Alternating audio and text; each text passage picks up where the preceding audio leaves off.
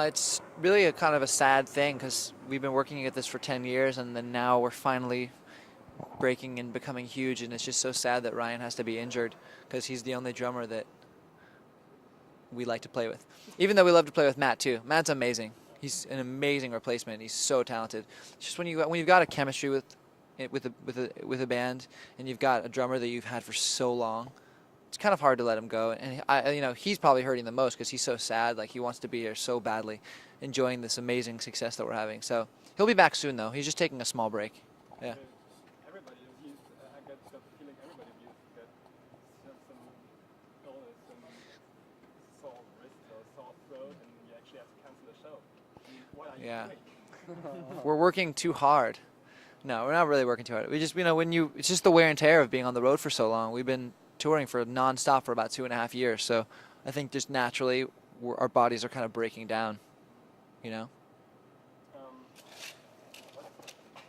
Jesse just died. Gone. Well, see, but it's okay. We got Fred, call another keyboard player. Hey! Rodrigo. Oh, no, okay. I'm back. Rodrigo's our substitute keyboard player. I wish. Actually, Ruprecht. Ruprecht. Well, where does the name come from? The tree or the fireworks? It's actually a secret. We can't talk about it. I'm sorry. And what about the pipe? Is it your favorite number, or just because you're 5 guys? Can't talk about it. Secret. Secret. Blood oath.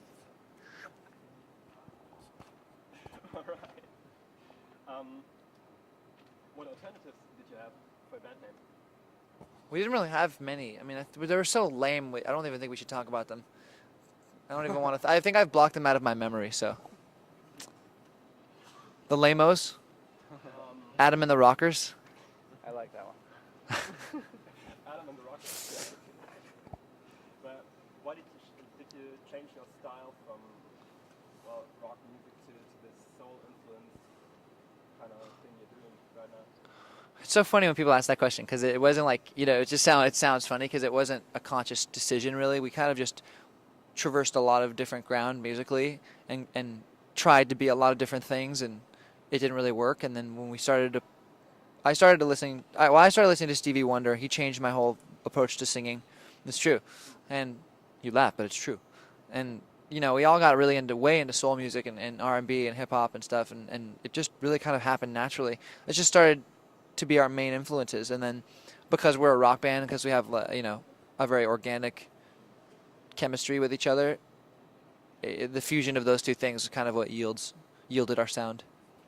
I think you did it for the girls. I didn't get into a band for the girls. I stayed in a band for the girls. There's a difference. It was pure intentions that sustaining the musical career because there's girls involved isn't as bad as getting into it just sheerly because of the women. But the women are I think rock and roll bands get more action than any other type of person. We were thinking about this the other day. Rock bands, athletes, actors. That's like the big 5. It's those 3, and then like maybe doctors and lawyers. Sure. But I think that Anybody who's rich. No, that's not true. Not true. So who gets all the girls? The rockers.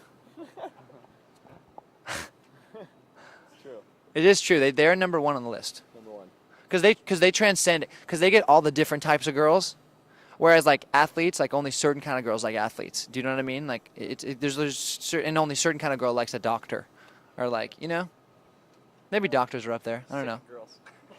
Yeah, sick girls love doctors. True. So do you actually have groupie action going on? Well, I mean, I'm not a single man. I have a special girlfriend that is back at home, and I am a faithful boyfriend. So no groupie action for me, but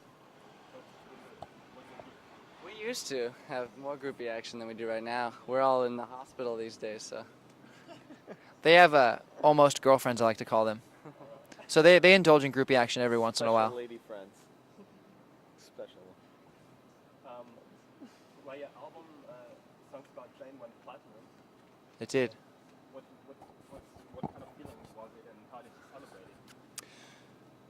The album went platinum on the 10-year anniversary of the band to the day. Adam and I got these X tattoos to celebrate that, and it was an amazing feeling to realize that we'd been together for 10 years, and after everything we'd done, we sold 1 million records in the United States, and it was very nice just to think that that many people went out and decided to buy our record. It's also extra nice because now with all the downloading, that means that twice as many people than that have our music, and that's what it's all about. So we're very happy. And it was to the day. What's that? It was to the day. It was to the day, February 6th, Kara's birthday. Our old band used to be Kara's Flowers, and on celebrating her birthday every year on the 6th, we also celebrate our band's anniversary. There's a bug on me. And really, since you mentioned Stevie Wonder, I Whew, got the that smells like impression shit. You smell that? Germany. I know. America smells worse. Actually, not really. You mentioned Stevie Wonder, and I really got the impression of when I listened to your record, it reminded me of old Motown. That's a good thing. Thank you. What inspires you besides Stevie Wonder?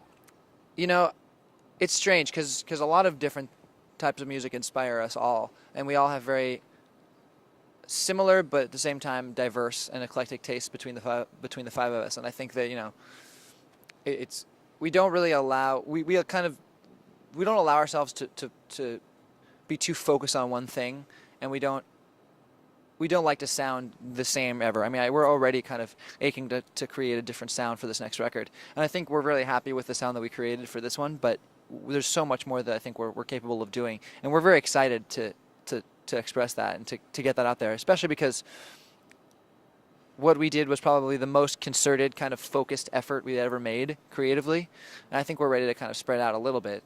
You know, it's never good to have no checks and to be too indulgent, but we want to definitely make a record that is as tight conceptually, but maybe a bit more adventurous. Well said, Adam. Are you already planning the next record? All right. Yeah, we've got it's probably about halfway, maybe a third written, so that's good. And is there a single coming up? She'll Be Loved is our next single. It comes out very soon. Yes. What's this acoustic album? Oh, we're about to release an EP in the States. I don't know if we'll release it. Maybe we'll release it everywhere. I think eventually it'll come out everywhere. It's a collection of songs from a very special acoustic show that we did at the Hit Factory in New York. It's just this legendary studio, and it's going to be great. It's just a very, very nice representation of where we were, you know, and it's kind of mellow and softer and kind of shows a different side of our band. Classy. Glassy. Picking up the chassis. What was Lenny like? We haven't met Lenny yet. You haven't? No, we'll meet him tomorrow probably. I'm a very big fan, so I can't wait to meet him. Yeah. When you go on stage, do you suffer from stage fright still? I mean, Not anymore, man. some people show. Not anymore. You know, we were afraid. We were a little nervous for Saturday Night Live, but that was just kind of anxiousness. I don't think we were actually nervous. I was a little nervous. I was kind of freaked out actually. But no, we're pretty cool, pretty laid back. When I first started playing, I would be so nervous on stage. When I was like 15, my hands would just be shaking like the whole time, and like you could actually hear it in the guitar because I was shaking so That hard. was actually his signature tone. Exactly. I lost that now Shaky that I'm not Valentine. nervous That's why anymore. They called him Shaky Valentine. That name just stuck. So everybody in Germany, James's nickname, if you're a fan and come to a show, it's Shaky. Say Shaky, and go like this, and he'll know. He'll be like, Shaky Valentine. Ruprecht. Why did you start covering songs at the shows? Because our songs aren't good enough. Every time that we've covered a song, what are you doing? Hey, I'm talking here.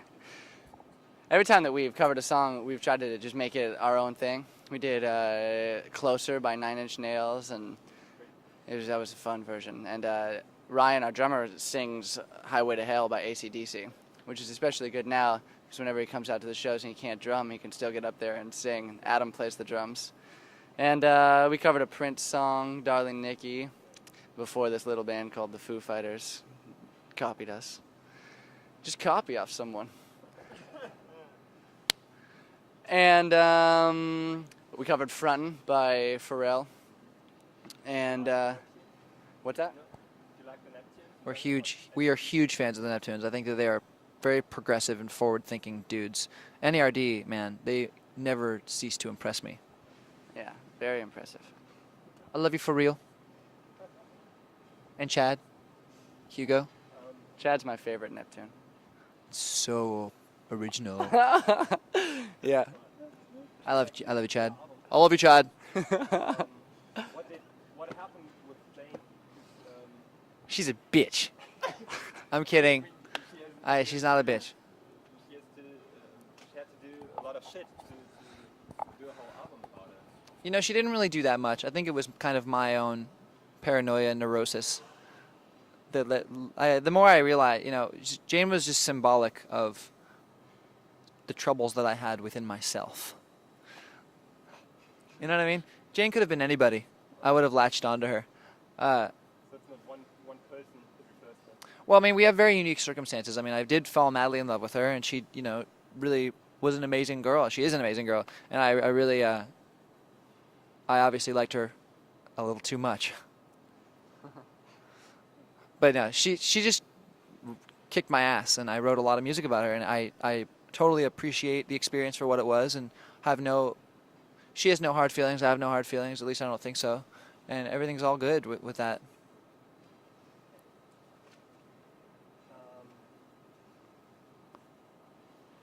Oh yeah.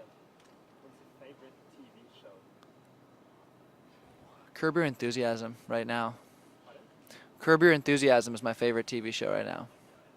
It's a HBO special in the States.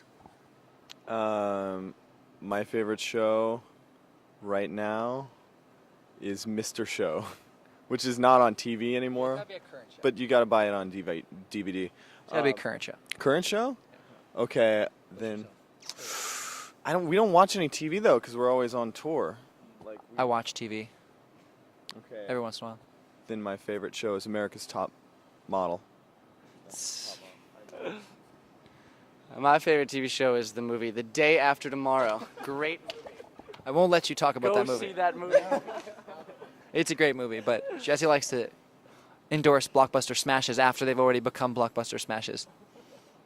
That's really It's fun. getting a bad rap. We got an obligation to. It's got a good heart, and it says a lot about the political climate of our world. Climate, you like that? Wink, wink. It's a good one. But are you addicted to something? I mean, it can be anything from coffee or cocaine. I think I'm addicted to porn. Yeah. I think I'm addicted to porn. I'm away from my girlfriend a lot, so I got to take care of that in a healthy, safe, faithful way. And so I masturbate a lot to porn. But I'm okay with that. I think that's a fine thing to express and a totally wonderful thing to admit because, you know, a lot of men enjoy porn. I've really been going at it these days. Take no prisoners. 3-4 times a day, man. It's really rough. I got to go.